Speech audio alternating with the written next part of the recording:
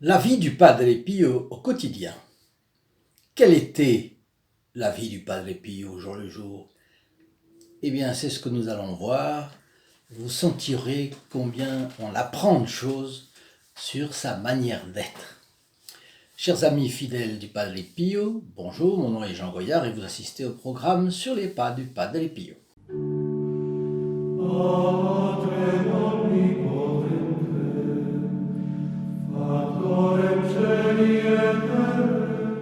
Et donc, en commençant aujourd'hui notre petit entretien autour du Padre Pio, n'oubliez pas de mettre votre like, comme je vous le demande toujours, si vous avez apprécié cette vidéo.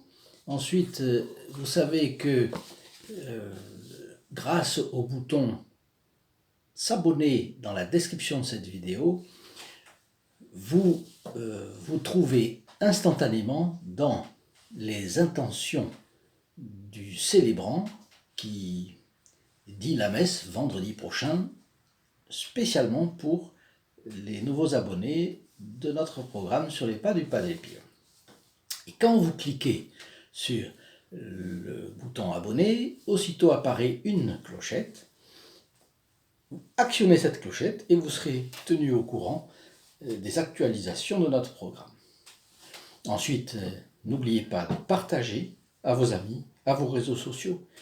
L'important est que cet apostolat du Padre Pio, et vous allez voir dans sa vie au quotidien comme c'est important, nous devons faire connaître en grand, d'une manière ample, pas dans un quartier, pas dans une ville, non, dans tous les quartiers de toutes les villes de France, il faut que nous ayons plusieurs représentants, plusieurs amis du Padre Pio. Donc, quelle était la journée du Padre Pio? Eh bien, d'emblée, elle était longue et fatigante. Longue et fatigante parce qu'il passait 15, 16 heures, parfois 19 heures, et c'était très chargé. Il est clair qu'il ne lui restait pas grand-chose pour se reposer, n'est-ce pas? 24 moins 19, dans le cas où ce serait 19, ça lui fait 5 heures de repos. Et il partageait sa vie entre l'autel, la messe, la confession, bien entendu, les deux grandes missions du prêtre aujourd'hui, et la prière. C'était son activité. Alors, il se réveillait à 2h30 du matin. Et là, il se préparait jusqu'à 5h, un petit peu avant, il se préparait par une longue et fervente prière à dire la messe. Bien sûr, il allait faire descendre sur l'autel le corps et le sang de notre Seigneur Jésus-Christ. Il se préparait. Saint Ignace, par exemple, se préparait plus ou moins une demi-journée. Au moins une demi-journée, lorsqu'il était à Rome, à côté du Gesù, il se préparait une demi-journée pour dire sa messe. C'est dire à quel point la messe est importante. Un prêtre ne va pas en courant, il arrive, hop, il met sa chasuble. Non, c'est pas comme ça. Il se réveillait à 2h30 et il commençait sa messe à 5h.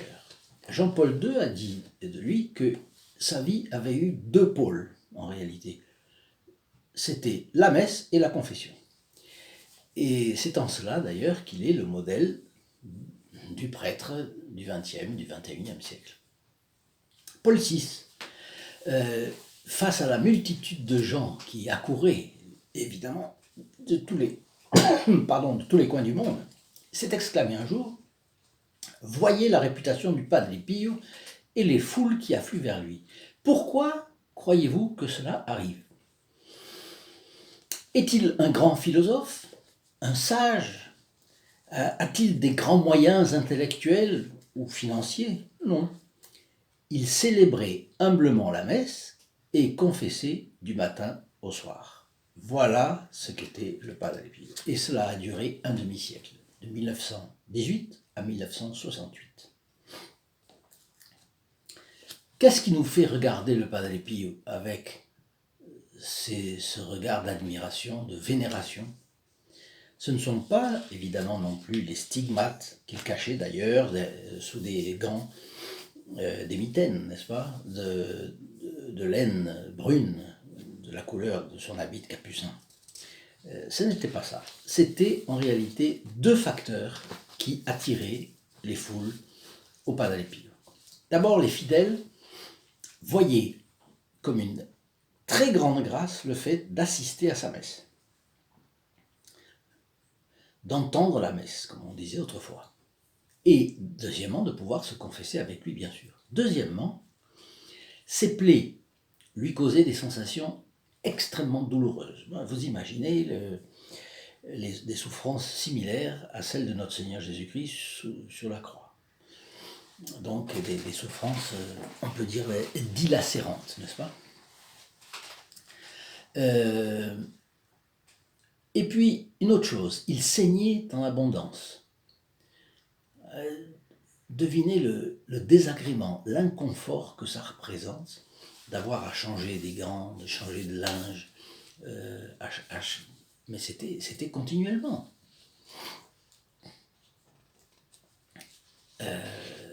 Le physicien et universitaire italien Enrico Medi, qui était contemporain du Padre Pio, puisqu'il est né en 1911 et il est décédé en 1974. Bon.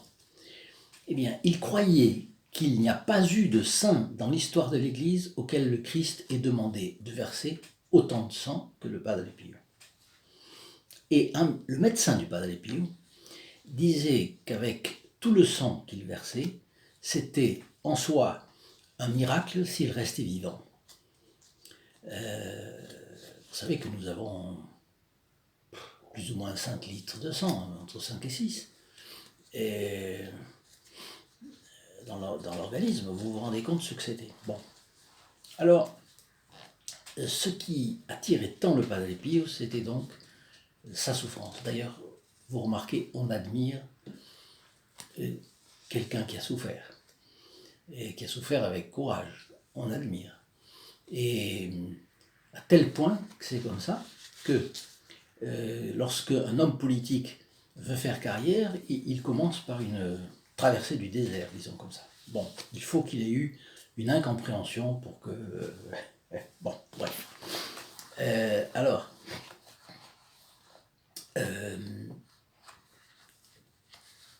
il y avait, à cause de ses souffrances, une transparence du Padre Pio avec notre Seigneur Jésus-Christ. Alors je fais un parallèle. En diffusant sa légendaire douceur de vivre, la France a rendu visible pour le monde entier que le paradis existe. C'est, je crois, la vocation de la France. Donc, montrer aux nations que le paradis existe bel et bien. En faisant quoi? En ayant la douceur de vivre chez elle. Mais toutes les choses qui sont sur cette terre ont une cause, et une cause plus grande qu'elle, n'est-ce pas? On dit toujours, rien ne se trouve dans les faits qui ne soit dans la cause. Si un saint a de l'amour, c'est parce qu'il reçoit les grâces d'en haut pour avoir cet amour, cette charité. Donc rien n'est dans les faits qui ne soit dans la cause. S'il y a un lieu où existe sur terre la douceur de vivre, la beauté de la nature, enfin tout ce qui va avec la France, c'est qu'il y a un endroit quelque part qui est disons, une super douceur de vivre, une super beauté, tout ce qu'il y a de beau s'y retrouve avec un bonheur sans partage, et ça, c'est évidemment le ciel que notre Seigneur Jésus-Christ nous a promis. A promis à ceux qui pratiquaient sérieusement les 10 commandements de Dieu ici sur terre. Mais à côté de la douceur de vivre, il y a la croix, n'est-ce pas? Depuis Adam et Ève, on n'atteint la lumière qu'à travers la croix. Sans croix, d'abord, on dit il faut souffrir comme l'innocent, notre Seigneur Jésus-Christ, ou bien on souffre comme le bon larron en demandant pardon de ses péchés, en expiant ses péchés, en offrant ses sacrifices et ses prières pour les autres. Ou alors, on souffre comme le mauvais larron. Et là, c'est malheureusement la condamnation. Donc, il y a les trois manières de souffrir. Il n'y en a pas 36. Donc, la vie, elle a le côté vallée de larmes, et c'est la croix. Donc, nous nous plaignons tellement vite de nos douleurs du corps ou de l'âme, et regardons vers le Padre Pio. Lui, il pourra nous soulager, il pourra nous éviter certaines souffrances, bien entendu. Notre-Dame peut nous éviter certaines souffrances.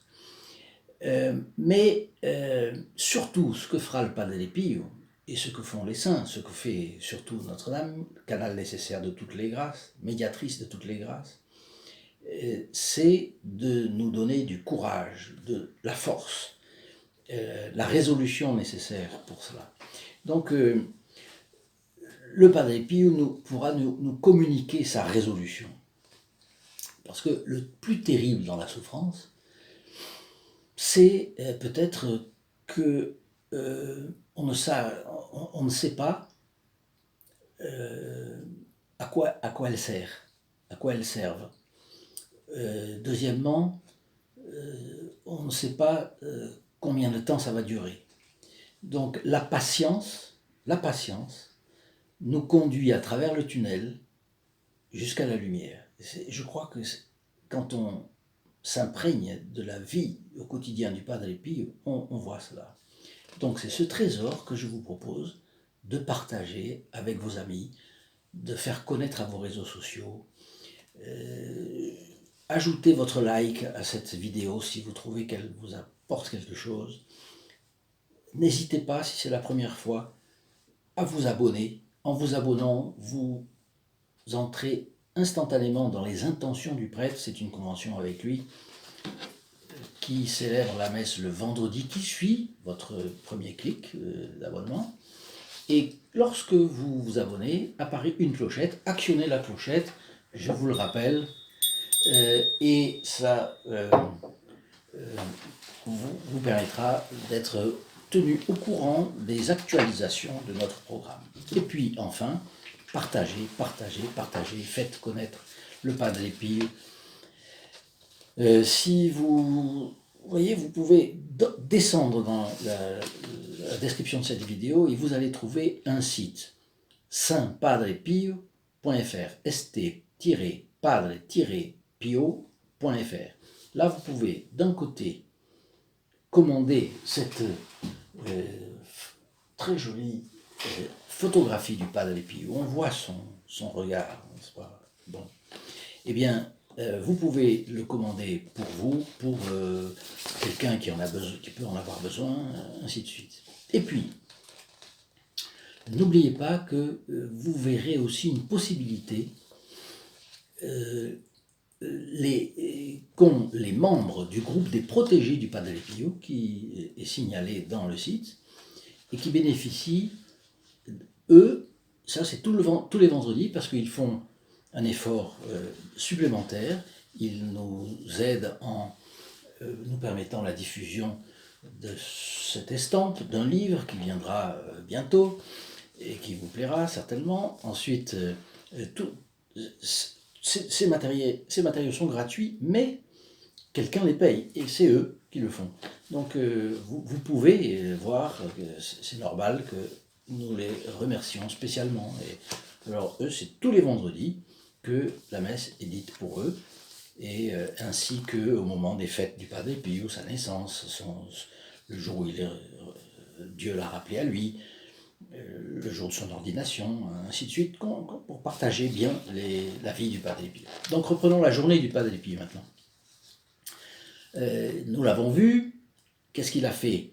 Il s'est réveillé à 2h30, à 5h il y a eu sa messe durait parfois 2 heures, c'était long, ça venait jusqu'à 7 heures. Bon, parce que parfois il avait des extases, Et il semble qu'il voyait Notre-Dame ou Notre Seigneur parler avec lui, etc. Bien. Une fois sa messe et son action de grâce terminée, il prenait un café rapide dans sa cellule. Il se dirigeait aussitôt vers son confessionnal.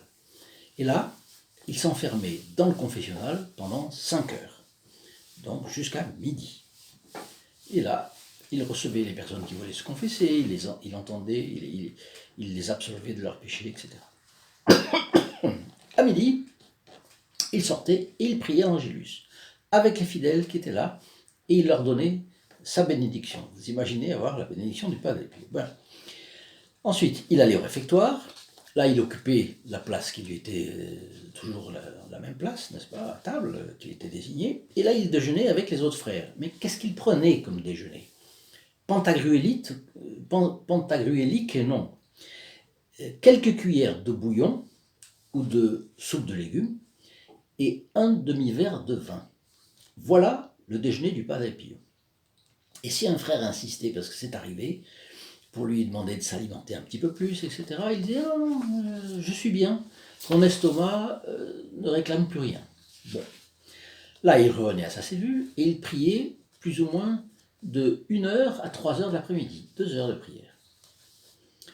Il se rendait à son confessionnal et là, il s'y enfermait encore 2 heures. Ça veut dire 5 et 2, 7. Il confessait, c'était la régularité. Il pouvait y avoir des extensions supplémentaires, mais là, c'était habituel, 7 heures au moins tous les jours. Bien. Vers 5 heures, il prenait une demi-heure de détente, ou dans le patio du couvent, à la belle saison, et si c'était l'hiver, il se mettait sous une véranda protégée. Et là, qu'est-ce que c'était? C'était des moments d'échange avec ses frères capucins, avec quelques fidèles qui éventuellement souhaitaient avoir un conseil supplémentaire. Et il se renseignait aussi sur les malades de sa maison, son hôpital, qu'il avait appelé la maison du soulagement des souffrances, la Casa de Sollievo do Soffrimento, da Sofferenza.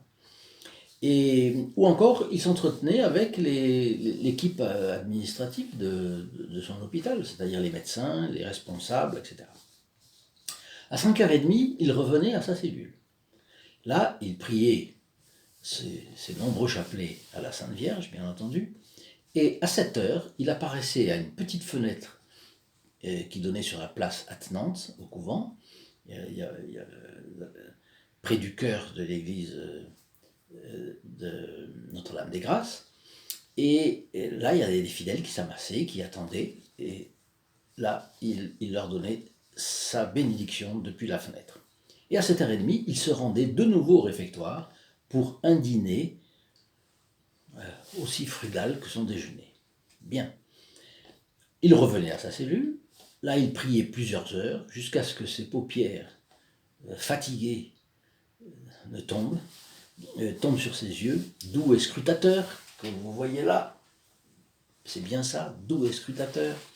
Et que ses lèvres sèches s'arrêtent de murmurer un de ces milliers de Je vous salue Marie, de son interminable rosaire, puisqu'il priait, il lui est arrivé de prier 20, 30 jusqu'à 37 chapelets dans la journée. Et voilà comment se déroulaient les journées du Padre Pio, toujours dans l'ordre et toujours dans la paix de la conscience droite, pure, n'est-ce pas? Mais en même temps, des journées riches en souffrance, riches en renoncement à soi-même, on le voit. Et pendant 50 ans, il a fait ça. C'était une vie qui marchait comme un métronome. Je dois dire que malheureusement, je ne suis pas comme ça, mais je l'admire et j'espère que cette admiration fera que petit à petit je vais pouvoir m'approcher de ce modèle. Bon. Et il passait son temps aussi en prière, vous l'avez vu, ensuite en adoration du Saint-Sacrement, et puis beaucoup en réconfort de toutes ces âmes qui souffraient et qui venaient lui demander un soulagement. Cela n'excluait pas d'ailleurs des réponses vives, drôles parfois, en tout cas toujours de bonne humeur, et des traits d'humour. Vous voyez par exemple, il y en a un cas que j'ai ici, un homme qui, pour être gentil ou pour meubler une conversation, enfin de manière un peu irréfléchie, lui dit « Padre Pio, que puis-je dire de votre part à ma sœur Rose ?»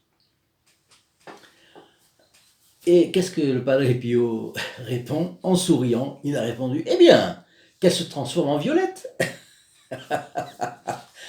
Bon, voilà notre Padre Pio, et ceci se trouve dans un livre, si vous le trouvez, vous aussi, Le Padre Pio, le parfum de l'amour, d'Hélène Bergadone, qui est une Italienne, bien sûr. Alors voilà, si vous avez trouvé intéressant le quotidien du Padre Pio, mettez votre like, s'il vous plaît, cela nous donnera de la crédibilité auprès de tous les spectateurs éventuels. Et puis, abonnez-vous si vous ne l'êtes pas. Abonnez-vous en cliquant sur le bouton abonner qui est en bas de cette vidéo, dans la description de cette vidéo. Cet abonnement, premier abonnement, vous permet d'être instantanément placé dans les intentions du prêtre qui célébrera vendredi d'après votre clic la messe pour les nouveaux arrivants, qui est, vous le savez, notre cadeau de bienvenue pour vous. Et puis, quand vous cliquez sur abonner, aussitôt apparaît une clochette, actionnez la clochette, à ce moment-là, vous serez tenu au courant des actualisations de notre programme. Je termine en vous disant que quand vous vous rendez dans le bas de cette vidéo, dans le bas de la description, sur le site saintpadrepio.fr, vous avez la possibilité de commander cette estampe. Vous avez la possibilité aussi de participer d'un peu plus près à notre apostolat, de manière plus étroite, en faisant partie du groupe des protégés du Padre Pio. C'est possible, c'est toujours possible. En tout cas, je vous souhaite une bonne semaine, une bonne journée, et avec la bénédiction du Padre Pio. Malheureusement, nous ne l'avons pas physiquement, mais écoutez, on l'a d'autant plus spirituellement. Il est auprès de Notre-Dame, et il nous écoute quand on parle de lui, quand on s'intéresse à lui, quand on le prie. Donc, n'hésitez pas à le prier et à lui demander sa bénédiction. À bientôt!